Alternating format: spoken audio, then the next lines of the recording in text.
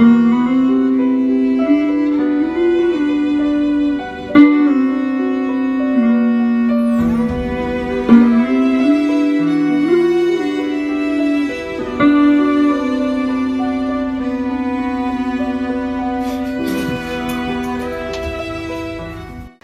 कहीं ये भी पढ़ रहा था कि करीब 8 लाख लोग हर साल वर्ल्ड में अपनी जान खुद ले लेते हैं और उसमें तकरीबन 1.5 लाख लोग सिर्फ हिंदुस्तान से होते हैं।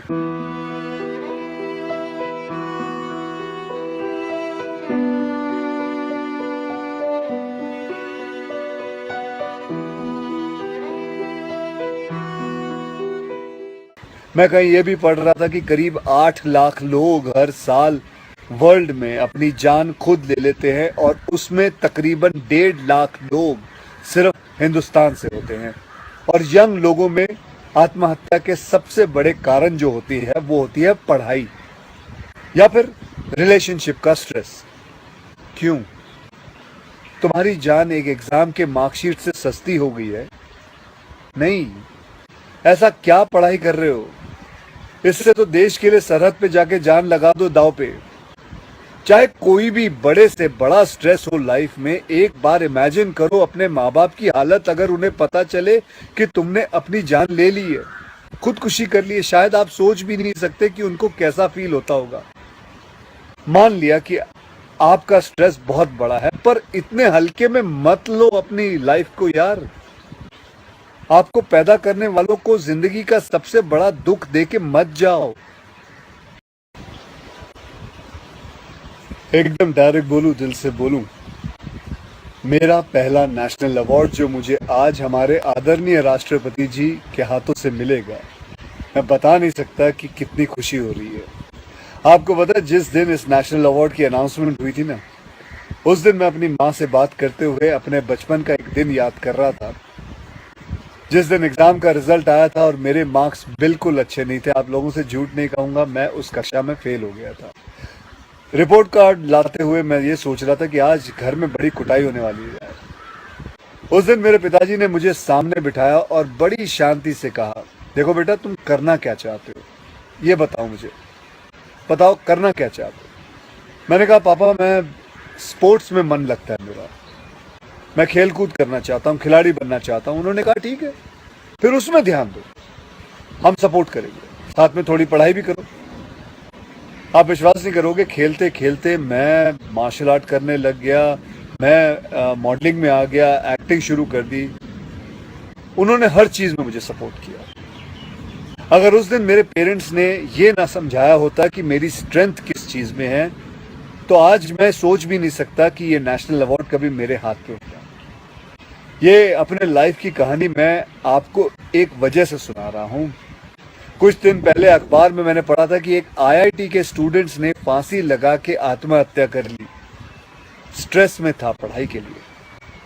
उससे कुछ दिन पहले मुंबई में एक मैनेजमेंट स्टूडेंट ने एक 5 स्टार होटल के रूम से छलांग लगाकर अपनी जान दे दी। एग्जाम में फेल हो गया था। मैं कहीं ये भी पढ़ रहा था कि करीब 8 लाख लोग हर साल वर्ल्ड में अपनी जान खुद ले लेते हैं और उसमें तकरीबन 1.5 लाख लोग सिर्फ हिंदुस्तान से होते हैं। और यंग लोगों में आत्महत्या के सबसे बड़े कारण जो होती है वो होती है पढ़ाई या फिर रिलेशनशिप का स्ट्रेस। क्यों? तुम्हारी जान एक एग्जाम के मार्कशीट से सस्ती हो गई है? नहीं। ऐसा क्या पढ़ाई कर रहे हो? इससे तो देश के लिए सरहद पे जाके जान लगा दो दांव पे। चाहे कोई भी बड़े से बड़ा स्ट्रेस हो लाइफ में, एक बार इमेजिन करो अपने माँ बाप की हालत अगर उन्हें पता चले कि तुमने अपनी जान ले ली है, खुदकुशी कर ली है। शायद आप सोच भी नहीं सकते कि उनको कैसा फील होता होगा। मान लिया कि आपका स्ट्रेस बहुत बड़ा है, पर इतने हल्के में मत लो अपनी लाइफ को यार। आपको पैदा करने वालों को जिंदगी का सबसे बड़ा दुख देके मत जाओ। और पेरेंट्स से भी यही कहूंगा, यही पूछना चाहूंगा कि कहाँ गए वो जमाना, कहाँ गया वो जमाना जब आप लोग अपने बच्चों के साथ डिनर टेबल पे बैठ के बातें किया करते थे, पूछा करते थे कि कैसा चल रहा है, आपके दोस्त कैसे हैं, पढ़ाई कैसी चल रही है। आज आपका बच्चा आपको अपना स्ट्रेस कैसे बताएगा जब आप भी अपने फोन में आंखें गाड़ के बैठे हो और आपका बच्चा भी फेसबुक पे फ्रेंड्स ढूंढ रहा है।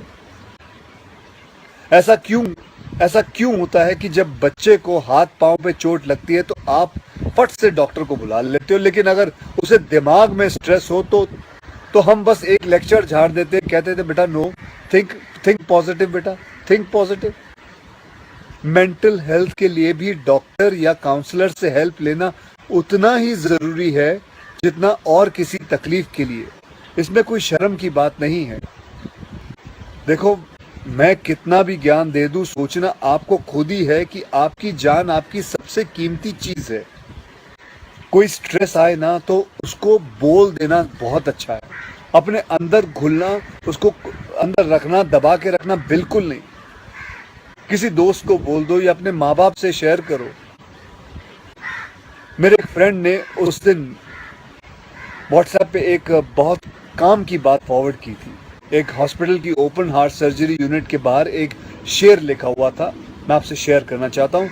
वहां लिखा हुआ था कि अगर दिल खोल लेते अपने यारों के साथ तो आज खोलना ना पड़ता औजारों के साथ।